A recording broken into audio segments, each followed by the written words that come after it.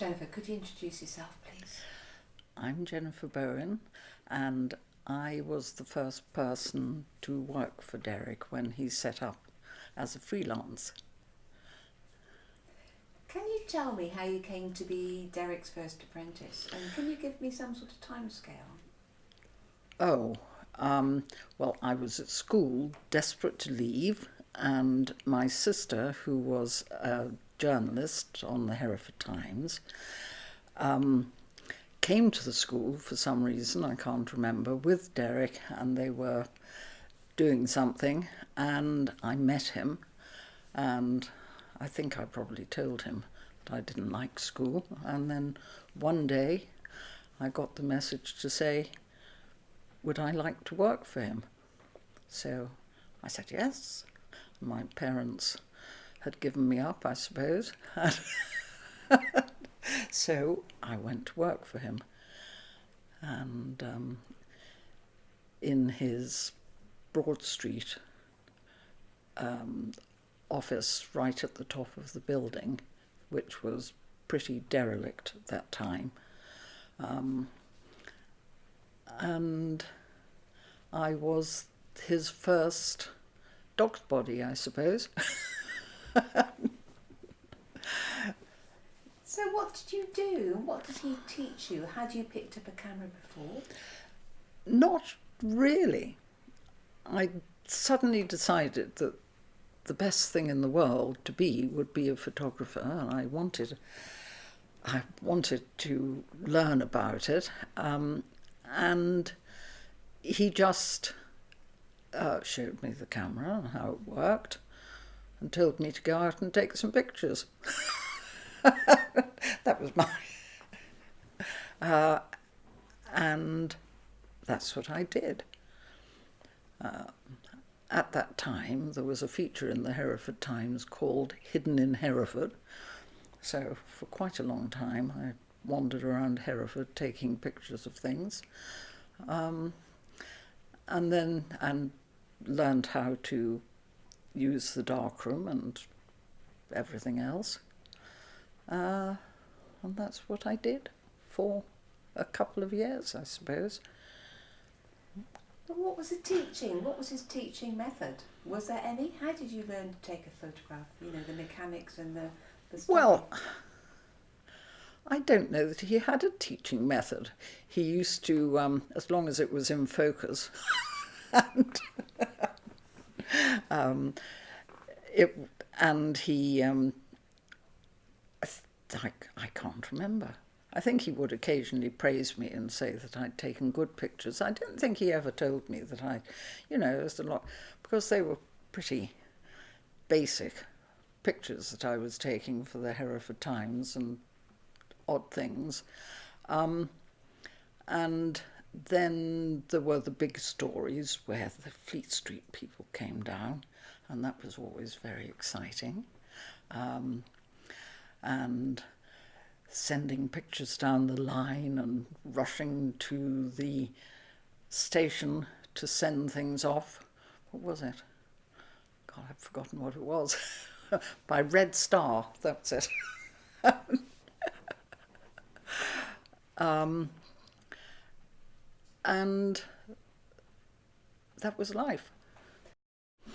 So did you actually take film to the station? I wonder if you can just paint that picture about getting something to the station to get the train. They had to be prints, and they'd take their pictures, rush back to the office and develop and print them, stick them in an envelope and run down to the station, and it was sent by something, I don't know whether it's obviously not there now, Red Star, where you'd give it to the guard and they would make sure it was collected by the appropriate person at the other end, I suppose. And that was it. But I think the Daily Mirror photographer could send them down the line, and down the line was very good. So do you remember what sort of stories Fleet Street came up here for, or to Hereford for? Well, the usual sort of thing, a couple of murders and the sort of thing that gets in the national papers now, really. Do you remember your first big story?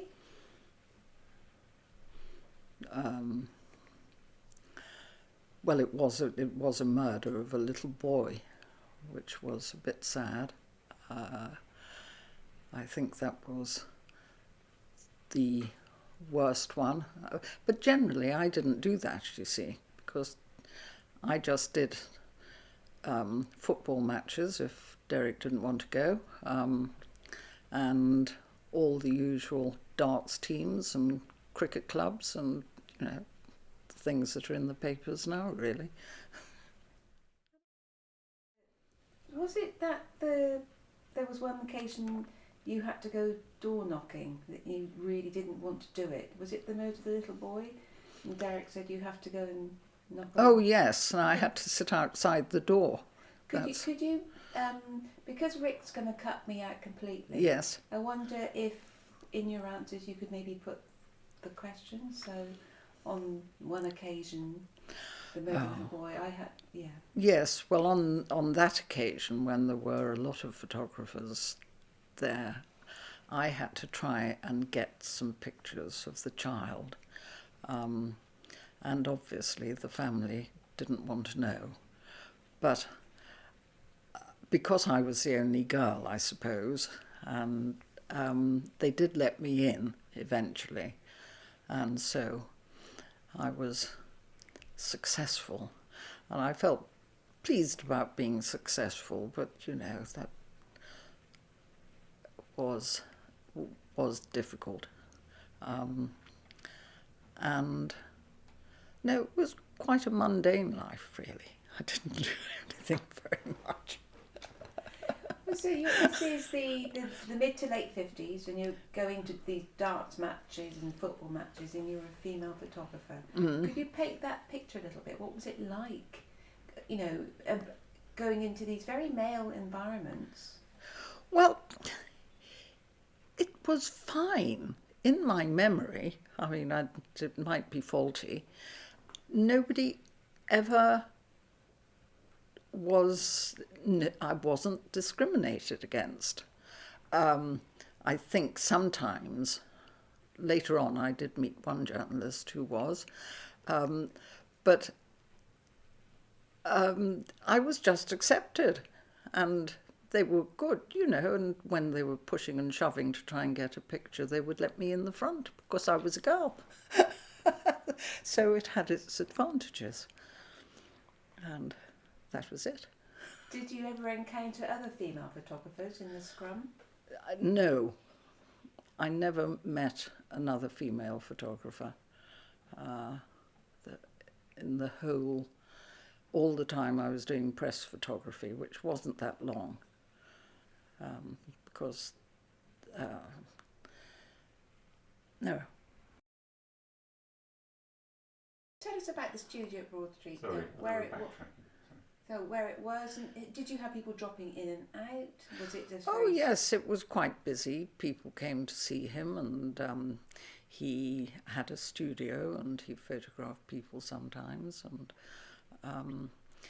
it was all derelict actually when we first started. I mean, when I first went there, he didn't have any furniture, so we had to go out and find desks and one thing to another, and he didn't even have a darkroom there in the beginning. He used to use his darkroom at home. And I can't remember how long that lasted for. But anyway, it was set up and we worked. So when you're going out, I mean, I know for me, when I'm going to some jobs and it's, you know, very much, you know, male bastion, I find it slightly intimidating going into. Were you? Did you find it daunting? Well, it's a strange thing because I was quite shy, but if I had a camera, that was my reason for being there. So I didn't. And I knew I had to get a picture, so it was very good. And no, I can't remember feeling anything out of the ordinary, really. What? So, did you ever have an occasion when you returned to the studio with a poor photograph? And what was Derek's attitude? Or did he ever teach you anything? Not really. He used to say, "You're only as good as your last picture." What's the point of learning? I learned what he wanted me to learn, to be able to take the sort of pictures he wanted me to take. And I had no other tuition. So what sort of pictures were they? Well, just straightforward press pictures, pictures of what was going on. I think there were, but the obvious things of you get on the right side of the light and you look at the backgrounds and you try and compose it properly. But what about, did he teach you people skills? Because we hear a lot about Derek's charm and getting around people. No, I don't think so. I don't think that I went on many jobs with him, I think, I was very much a junior photographer and he was the freelance photographer who did the bulk of the work. So he was a visitor to, was it the Royal Photographers? Oh, yes, he was a member of the Royal Photographic Society. But, and years later he used to try and get me to join but I had kids then and that was not me. But did he not go on jollies to London and stuff? Not with me. Oh. He did with Rick Walter. It didn't with me. So you were with, so are you able to describe what it was like in Hereford and in the studio in the late 50s? If you can't, don't worry. Well, his father was always there. Yes. His father, who was quite a character and very disapproving of everything, used to lurk around. Wasn't there one story when Derek was away and you were left in the studio on your own? Oh, yes. Can you tell us that story? Oh, he then, when Derek went away, he decided that he was going to sit in the darkroom and watch me printing, which wasn't received that well, and I can't, but he said, "I'm watching you. You better keep working." Did you ever go to the jazz club in Hereford? Just as a matter No. of interest? No. Never. So when did you leave Derek's studio and what did you go on to? I left his studio, and I can't remember when, but when Isabel, his wife, was expecting their third child. So if you can find out when she was born, that was the year I left the studio.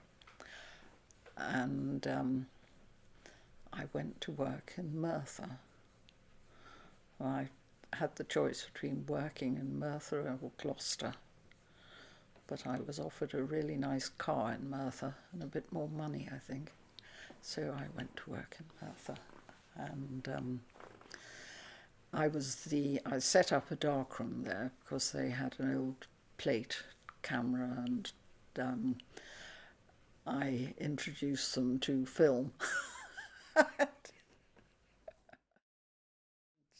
I had 3 sisters, all of whom were away from home, and I wanted to leave home too, so I decided that I wanted to spread my wings, and I spread them so far to Merthyr Tydfil. And I had the choice of a job on the Gloucester Citizen or the Merthyr Express. And I chose Merthyr Express because I'd never been to the valleys before, and it all looked really different from anything I knew. And also, I was the only photographer, and so I was my own boss, basically, and I liked that. And I stayed there for, well, I think only about 18 months, if that, because I then met Gareth, who I was to marry, and that sort of changed things. But you were you were also taking lots of sports photographs too, weren't you? You were telling me a story about when you were at a rugby match in Cardiff, and an official asked for you to be removed because you were a woman. And you were putting the players off. Oh, that was much later. That was I met Gareth, who was a journalist, and we got married and had our first baby in 1960. So that was about 62 or so. Or no, later than that. Possibly, I can't remember. I hope you can cut this. And Gareth worked for the BBC, and it wasn't nepotism, but they needed a stills photographer in the sports department, and so I started taking pictures for the sports department, and that was every sport, athletics and the lot, but the rugby matches, of course, in Wales are the biggest things, aren't they? And that was fine until I got, and that was in 1964, because I do remember that, I was told that the Board of Trustees, or whoever they were, had decided that having a woman on the touchline was just not the thing to do. So the BBC were told not to use me anymore. And of course, it just so happened that I was pregnant at the time, so there was no point in making a fuss about it because, you know, I wouldn't have been able to do it for much longer anyway. So that was the end of my international career. What was the attitude? Well, I was a freelance. I didn't, I wasn't employed full time by the BBC. I just did what freelancers do.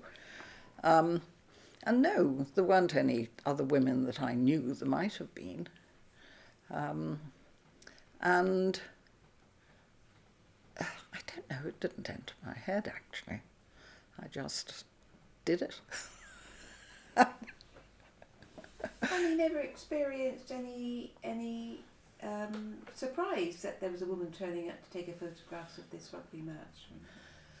I can't remember. The thing is that when you've got a lot of children and you're going out to work, you just have got to get there and you don't really have time to think about anything. And I just had to get to the right place at the right time, take the pictures and go home and make the supper. I mean, that was my sort of life. I couldn't stand around talking to people and finding out what they thought of me. Tell me the little story that you were offered a job at the Daily Mirror. What? What's, oh God. What story was that? You were turned down, you were offered a job by the Daily Mirror. Oh, right. Yes, well I was, but that was before. Can you say I was offered a job by the Daily Mirror? When I was in Merthyr and I was doing, because we did quite a lot of pictures for national papers, and there was a photographer called John Chillingsworth in London who was quite famous at the time. I don't know whether he still is. And I went and saw him, and he sort of encouraged me that I was quite a good photographer and I should go and work in London. And then, and I can't remember how it happened, but someone on the Daily Mirror phoned me up and asked me if I would like to go and have an interview. But at that time, Gareth and I were thinking of getting married, and he didn't want me to do it, you see, so I didn't. Who was another? You mentioned somebody else who was also working at the Daily Mirror at the time. So, is it Jane Brown? Oh no, she wasn't. No, she was the only other woman photographer who I knew of, and she worked, I think, for the Observer or one of those papers, and she was London-based. And there may have been, I'm sure there were other photographers, but I didn't know them. This photograph I took in a place called Vauxhall in the valleys, and I was driving to, I can't remember what, but and I saw these children on the slag tips, and they just looked so amazing. I stopped and took a few pictures of them and drove on. And they were put in the window of the Merthyr Express.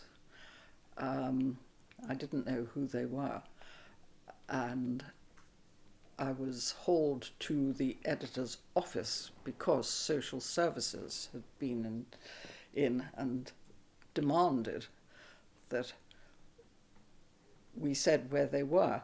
But they were healthy kids. They didn't look as if they were unhappy. And they seemed to be having a good time. But they did look very poor when you look at them today. But you see, in those days, in the 50s, there were quite a lot of children dressed like that. You are not allowed to, if you go to a swimming gala or something to watch the children, or go sports day, you're not supposed to take pictures. I mean, parents do actually, but and in those days, nobody ever thought about it, I don't think. I mean, I used to go into schools and photograph children because I always loved photographing children. And no, but now if you're in the park, for instance, and you point a camera at somebody, well, I wouldn't do it. It's because it can be very tricky. What strikes me looking at that photograph is it reminds me very much of Derek Evans' photographs in the Hopfields. These grubby-faced children. Well, yes, I think I learnt a lot from Derek, and I think it's, and probably it'd be interesting to see the pictures from other people who've worked for him. I see in John's pictures, shades of Derek. I think he was a very good teacher by example.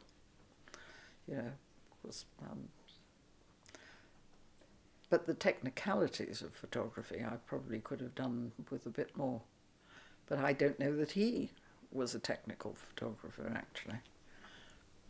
So,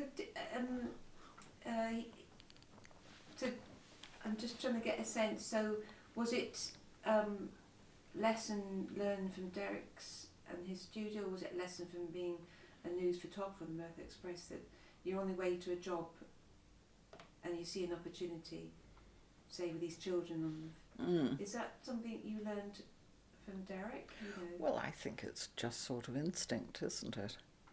If you see something, but the instinct I really missed out on was that terrible pit slip in Aberfan. And I used to drive backwards and forwards past that and I used to look at those huge tips and think, my God, I must stop and take a picture of that. That's fantastic. But I never seemed to have time.